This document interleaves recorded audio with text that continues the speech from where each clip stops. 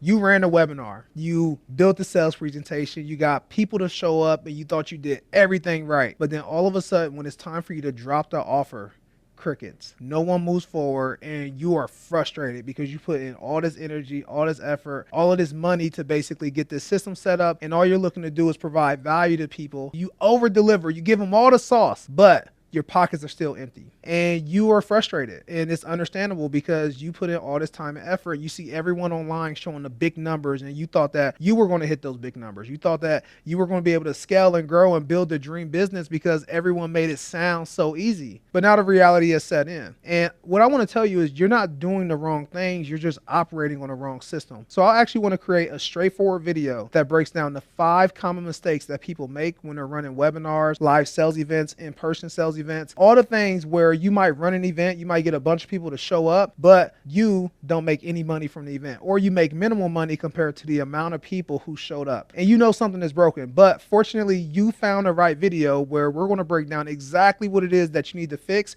so you no longer have to deal with this frustration anymore. To give you some perspective, family, my name is Adrian McGee, and we have generated over 8 figures in sales for our clients when it comes to using sales events, virtual events, in-person events, where people essentially want to go from doing one-on-one sales calls, and they want to get people in one big group and be able to make an offer and be able to create more freedom, make more money, and actually create a life by design where they now have access to real freedom. So let's jump into the 5 mistakes that we see when people are actually running their sales presentations. Now, reason number 1, which is the most common reason that we see, is that you have the wrong people in the room. Now, let me break this down real quick. What I mean by the wrong people is that you don't actually have people who have high intent. So they might have signed up for your stuff, and maybe they had good intentions when they signed up, but the people that you are having sign up for the sales event don't see it as enough value to actually show up. Or if they do see it as enough value to show up, they don't see it as enough value to actually pay and invest to get the problem solved for the long run. And so let me walk through how this happens. Now, the most common issue that I see is most people are using very broad language when it comes to their webinar. So the best example that I like to use is, let's say you're helping someone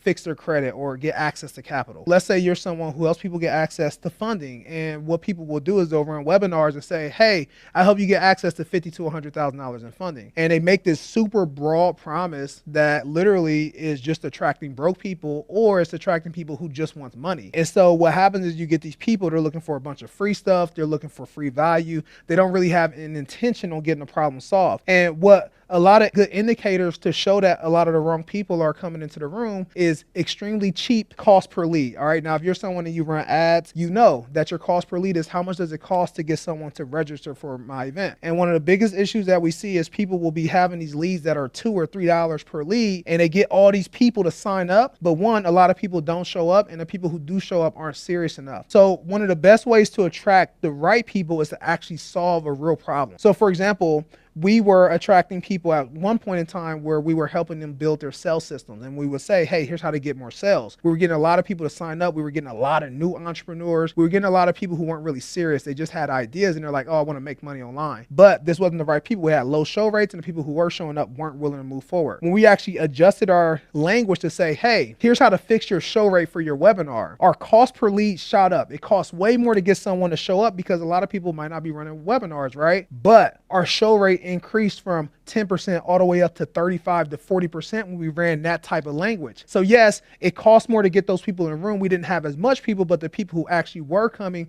were showing up. They were looking forward to it. They were engaged, and they were actually looking to get a problem solved. Now, the first thing that I suggest for you to do is to find the top people that you want to serve and find the specific issues that they want to actually get solved. When I say specific as you can, right? A big pain point. And if you change your webinar to attract people who are looking to get these real problems solved, who can actually afford your services, that's going to automatically get better people in your rooms. Another thing is most people will rely on organic content. So they're just running organic content. And when you run organic content, you can't control that algorithm. So yes, you're making the content, you might be getting a lot of people to sign up, but it might not be the right person, where our suggestion is actually to leverage paid advertising, because paid advertising allows me to get in front of the ideal person that I actually want to work with. So that's reason number 1 that most people's webinars are actually broken. Reason number 2, you are teaching too much. Most people don't realize that when you're running webinars, when you're running sales events, a lot of people think that the purpose of these things is to teach. When in reality, when you're running your sales event, what you actually want to do is you actually want to transform individuals. What you want to do is you want to shift their beliefs. You want them to become a different person by attending your workshop. Because what happens when you teach, they're not interested in buying the next level of your offer because they feel as though you have taught them everything that was necessary for them to do it themselves. And that's the issue with giving a lot of value to people, because you're actually leading people down a wrong path, because when you teach them all this information, they believe that they can go do it themselves. So what do? They go try and do it themselves. And when they don't do it the correct way and they don't get the support, they don't follow the directions in the long run, when it doesn't work out for them, what do? They blame you. And you're the reason that they don't get results. And actually, you thought that teaching them and providing them more value was actually going to get them to buy from you, when in reality, you actually ruined the relationship with those individuals because they went and did it themselves. It doesn't mean anything if I give away all these tools to individuals and they don't have the skills to actually leverage the tools. And so what I suggest for you to do is to actually create a transformational event where you actually shift someone into the person that they need to become. So that way they know that the next best decision is to actually move forward and invest into your offer. So what I always suggest is reduce the amount of time that you are teaching. Focus on showing them the why and the what, but don't show them the how, because most people actually aren't ready to experience the how. Now, reason number 3, which is extremely common on why people's sales event doesn't perform that well, is because they have a weak back end. Now, when I say a weak back end, what I'm referring to is their systems. They have really poor systems. They have really poor automations that actually can get people in the room. For example, in 2026, as I'm recording this video, people are running sales events, they're running webinars, and they don't even have SMS, right? They're only relying on email, when only 20% of people actually read their emails, but 90 to 95% of people open their SMS, their text messages. And so you cannot expect for people to register for something, let's say on Monday, and just expect for them to have enough discipline to show up to your class on Thursday. In fact, it is extremely unlikely that you're going to get anyone to show up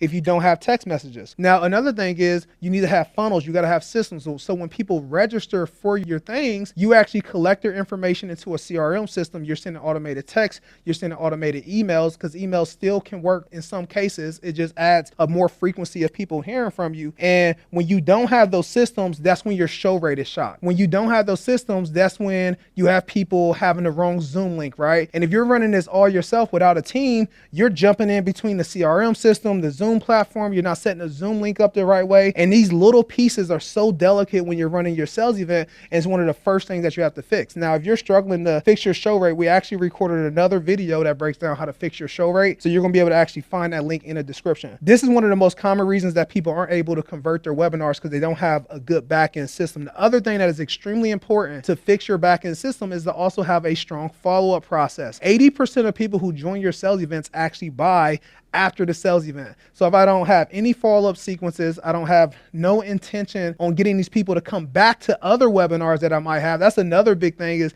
if someone signed up for my stuff and they didn't show up, I can still invite them to my other webinars and things that I'm running. But most people don't have the back-end system that has the ability to actually invite these people to show up. So that's reason number 3. Now, number 4, which is actually a super big reason that a lot of people's sales events don't perform well, is because they are inconsistent. Okay. Now, anything in life, all right, not just webinars, the more I do it, the better I'm going to get at it. Most people actually treat their sales events as like a sporadic thing that they randomly want to do. In reality, you actually want to turn your sales event into a system. A sales event, a sales system, is a system that is intended to be rinse and repeat. Therefore, when I do it one time, I actually already know the time that I'm going to run it back and do it again. But what ends up happening is people will have their first sales event. And when they have their first sales event, it doesn't go the way that they want to, and they get frustrated and they quit and they never do it again. In reality, what you're supposed to do is you're actually supposed to run it back, because now you know a bunch of things that you aren't supposed to do. So that way, when you do it the next time, you do it more efficient and it becomes more successful, and you have more fun as you do it. I can't tell you how many times I've ran a sales events and I did it one time, it didn't work, I didn't get any sales, but I didn't stop. I just said I'm going to go and I'm going to do it again. And then slowly I keep on increasing the performance of my sales event, because I'm just being consistent. So my sales presentation is getting better. I'm realizing that my back-end systems might have had some flaws, so I'm able to fix those issues. And so I'm able to really dive deep and fix the issues that I'm having. But if I'm inconsistent, then I never have the ability to actually fix this. When you're running your sales event, it needs to become a rinse and repeat system where you keep getting better and better the more that you do it. All right, number 5, family, another reason that most people's webinars and sales events are broken is because they aren't tracking the data. They don't know their numbers. And so what that means is that they are essentially running blind. Now, when you're running blind, this is also, and it's very similar to the last reason why it doesn't work for most people, is that when you don't know your data, you don't know what to fix. So if I'm not tracking how many people register compared to how many people show up, I don't know that my show rate is broken. If I don't know my close rate, meaning the amount of people that actually showed up to my webinar, and I'm not tracking the amount of people I'm closing, I don't know how good my sales presentation is. And so I'm not able to fix these things. Another thing is, if I don't have a good close rate, maybe the people in the room aren't good. And so when I know my numbers, I'm actually able to optimize and become more efficient. But I promise to you, 80-90% of the people that we start working with when they're running these webinars and these systems, they don't know their numbers. And so when we have conversations with them, we don't really know what to fix. We have to take a deep dive and go in and figure out what to do. Now, the people we actually help who are able to get faster results, they come to us with their data, and so we can easily pinpoint what is broken and figure out what it is that we need to fix. Now, data is such a big deal because honestly, it's not just webinars, but it's your entire business. How you do one thing is how you do everything. And essentially, if you're not tracking data for your webinar, you're probably not tracking your business profit. You're not tracking your revenue. You're not tracking your employees, like how much you're paying them, how many hours you're working. Like, you're not tracking any of these things. And so you're literally just running your entire business blind. And so this is one of the biggest issues that we see when it comes to people not being able to scale and grow. The biggest issue too is, even if people do find a successful webinar, when they try to scale it and they try to like spend more ad dollars to be able to grow it, they don't have the data. So when things start to break as it grows, all of a sudden they feel like the campaign doesn't work and they start over. And a lot of people stop, they get shiny object syndrome, and they just jump onto the next campaign. And therefore, they're not able to actually systemize and optimize this to become an efficient process in their business. All right, family. So these are the 5 most common reasons that we see people aren't able to actually execute their sales event. So if you're someone and you're looking for more hands-on support, I put a link in the description that's going to actually give you the tailored support that you need to be able to execute this and actually bring it to life. If you found any value from this, make sure you like, subscribe, make sure you share it with a friend. Look, family, we're just going to drop more and more value over the next few weeks. Make sure you lock in, you subscribe. We'll see you on the other side.